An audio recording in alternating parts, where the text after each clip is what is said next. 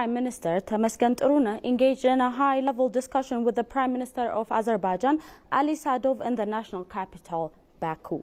During their substantive dialogue, they explored avenues to further bolster the cooperation between Ethiopia and Azerbaijan across a range of domains, including trade, investment, technology, and other mutual beneficial areas.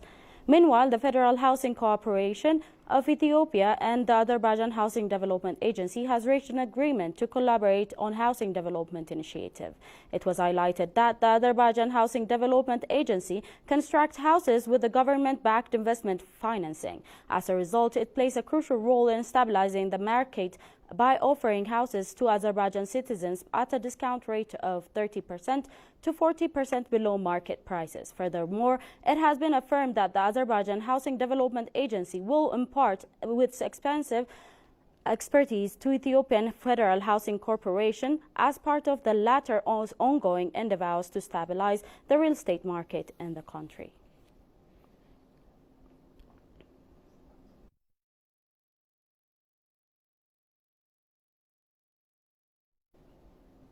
Minister of Labor and Skills Muferiat Kamil revealed that 301,000 Ethiopians have been able to secure foreign employment opportunities in a secured and dignified manner in 10 months of the current fiscal year. The minister spoke to the Ethiopian news agency on the planned accomplishment of her ministry over the current fiscal year. She noted that, in cooperation with concerned stakeholders, Labor and Skill Ministry has resolved to put every action into practice under the theme code-named Year of Productivity. The minister said as the job seekers are traveling to countries with whom they are not familiar, they were provided with training, which also includes ensuring their psychological preparedness. The government has been discharged its responsibilities to ensuring the safety and security of citizens who travel abroad for employment, the ministry remarked.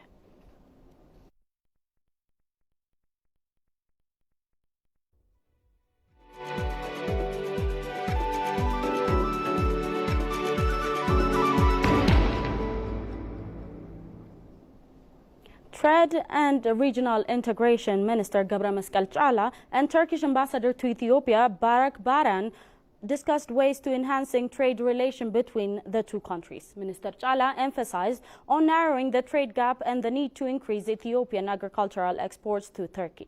The minister also stressed the importance of fostering strong business-to-business ties between the private sector of both countries. As Ethiopia opens its doors wider to foreign investment, the minister extended an invitation to Turkish companies to explore opportunities within the Ethiopian market. Ambassador Baran, for his part, acknowledged the long-standing commercial and cultural ties between Ethiopia and Turkey. The ambassador also pointed out the strong demand for Ethiopian products such as coffee and leather goods in Turkish market. To significantly boost the bilateral trade, both parties agreed to establish a joint economic commission.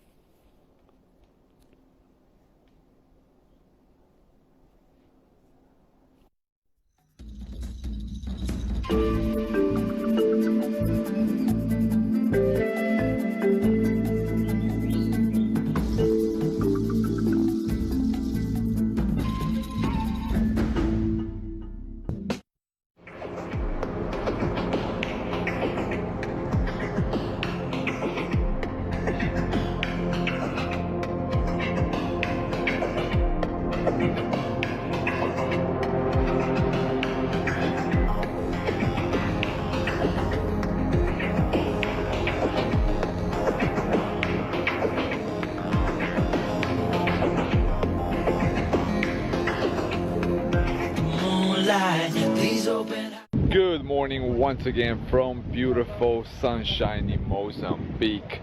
Just woke up a couple hours ago and we're heading over to Bazaruto Island today, one of the most spectacular islands on. Skies perfect, palm trees perfect, water wise perfect, but the wind, damn.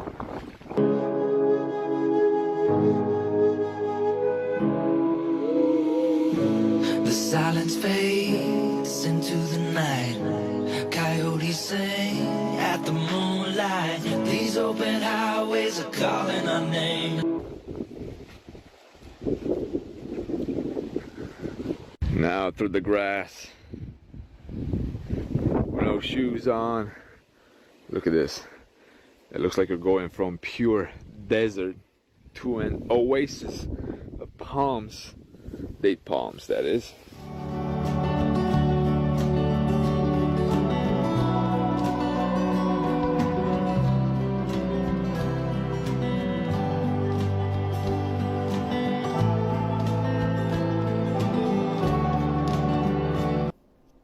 Members of the advisory group of the National Dialogue Commission, Rahel Baffa, underscored that the much-anticipated inclusive dialogue in Ethiopia is a critical opportunity that will significantly play a role in shaping the destiny of the nation. In her exclusive interview with the Ethiopian news agency, Rahel said the dialogue is a golden opportunity for all Ethiopians to bring in critical national agenda on the table for discussion of a betterment of the country. Ethiopia is finalizing its preparation to conduct the first ever inclusive national dialogue with the main objective to create national consensus on critical matters by recognizing and resolving long-standing disputes and disagreements. Talking to Ethiopian news agency INA, member of the advisory group of the National Dialogue Commission, Rahel Baffa said the people of Ethiopia, including political parties and other pertinent actors in the country, should not miss this opportunity and engage actively by playing their constructive role to successfully accomplish the dialogue, as it is a phenomenon that might happen once in history. Rahel also stressed the dialogue is a golden opportunity for all Ethiopians to bringing critical national agenda on the table for discussions for the betterment of the country. This opportunity might happen like once in a life. Once it's passed, we might not get it again, like the 5-year term election. The dialogue encompasses a wide range of national issues, both past and present, as well as the future. Political parties might be gone in 20 years, but the country will remain forever. Therefore, this national dialogue is beyond political interests. It should also be taken as one of the processes essential to effective nation-building initiatives and phenomena that go beyond political boundaries. Even though there is a political component to this nationwide consultation, it's still important for all Ethiopians to bring up national issues for consideration, Rahel stated. Rahel further stressed the need for all political parties to work in cohesion with the Commission's guidelines and schedule to contribute their part for the successful conduct of the process. The Ethiopian National Dialogue Commission has completed participant selections in 10 states of the two-city administration, with civil servant organizations playing a significant role. The Dire Dawa City Administration is one of the two where the process has been completed. Thanks to the effort of the Dire Dawa City Civil Society Network, the regional CSO network that facilitates civil society organizations in the city administration. Talking to EBC World, the Dire Dawa Civil Society Network had discussed their progress in the dialogue process thus far. Johannes van Taun reports. Finalization of participant selection in 10 regions and 2 city administrations was recently revealed by the Ethiopian National Dialogue Commission. Various stakeholders, including civil society organizations, have contributed fairly to this initial stage of the national dialogue process. One of the 2 city administrations where the participant selection procedure has been finished is the Dire Dawa City Administration. Before the National Dialogue Commission work starts, we were giving some trainings, awareness creation workshops for our CSO members, for the community, for community-based organizations about what is dialogue. And we were even conducting some small community dialogues among Dire Dawa communities so that they will illustrate their knowledge about the dialogue, because we want dialogue to be our culture in the future.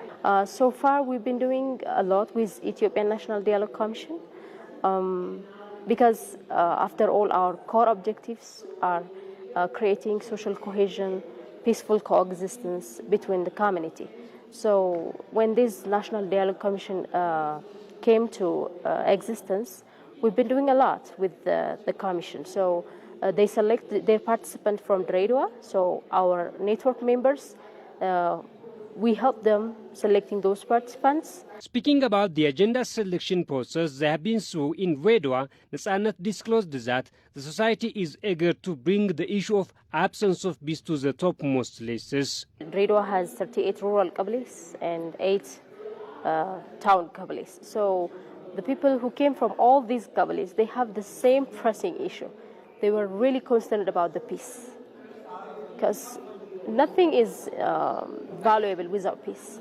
You cannot eat, you cannot sleep, you cannot walk, you cannot work, you can't do anything without peace. So everybody was asking about peace. So that puts us together in one plate, in one table. So that was one of the pressing issues all the community from Redwa raised, the peace issue. And beyond that, I believe that the other reasons are the consequence of losing peace, like the economic instability, the deflation, the economic crisis, basically, and this unemployment, specifically in Redwa, there is unemployment, and there was a lot of issues, but the pressing issue was peace. Since the establishment of the Consultation Commission, many have been suspicious of its independence. However, when describing the situation in Redwa, Nasanet says that they have participated sufficiently as a civil society network. We were happy when they come and ask us to work with them. So we gave our esteemed staffs, because like I told you, our network has 17 CSO members in it. So all those CSO members were participating in the process of selection participants for the dialogue. So we've already selected the participants from Redwa. So we were almost part of the commission. When the Ethiopian National Dialogue Commission came to Redwa, we were part of that commission. We were even having those badges saying commissioner. I was also having those badges. I was facilitating things. So we were part of it. And I believe that I am part of it. All the people should feel like that, because the problem is affecting all of us. The solution should come from us also. So to bring that, we have to work together. We have to work in harmony. We have to understand each other. So it starts from here. After the challenges in Amhara and Tigray regions get a solution, the dialogue process is expected to grow to the implementation stage. Following devastating flood in East Africa, livestock and food crops were swept away. Some farmers have suffered complete crop loss, severe impacting food production in the region. Binyam Alamayo has more from the CGTN Africa. In a remote village in Baringo in the Kenyan North Rift Valley, farmers are assessing the damage caused by recent floods. They prayed for rain after 4 seasons of little rain, but when the heavens finally opened up, it was more than they bargained for, leaving behind a trail of destroyed crops. It has never rained like this before. The river has never broken its banks, but it did this time around. Kokwan says when rain started in March, he planted his maize farm and his crops were doing well, only to be swept by floods. What you are seeing here are farms of people who have lost millions, running into billions. You know, these are people who have lost their livelihood. In this part of Kenya, people are not only crop farmers, they are also large-scale livestock breeders. They say hundreds of thousands of goats and cattle were also swept away by the floods. Most people here are now struggling to provide for their families. We really need help. We're praying that the government and anyone willing to help us comes to our aid. An expert warned Kenya and many countries in the Horn of Africa are staring at a serious food crisis. Food producers in this country are the small-scale growers who have been big-time affected, immensely affected. They've been affected in a way that some of them have got 100% crop failure. Others, the land has been submerged. You see some crops, like if you talk about the legumes, the tomatoes, they cannot stand so much in flooded waters, they rot. According to her, with climate change, growing major food crops like maize, millet, and sorghum is becoming difficult and unpredictable.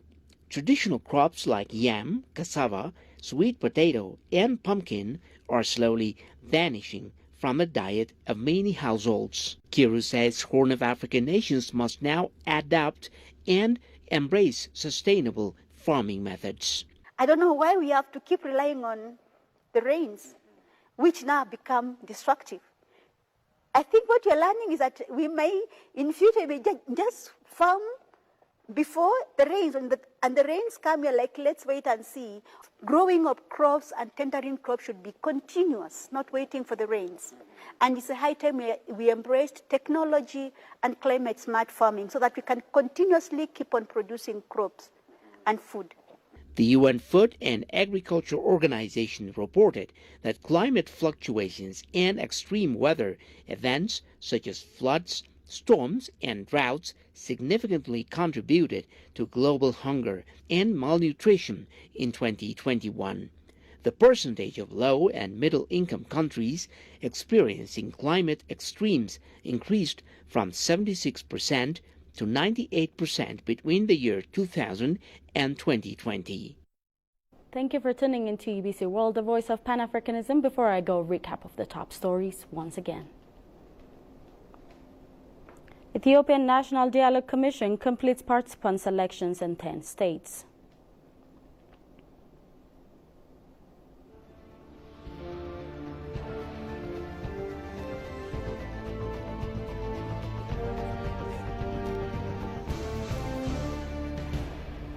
And experts warn of an impending food crisis in the Horn of Africa.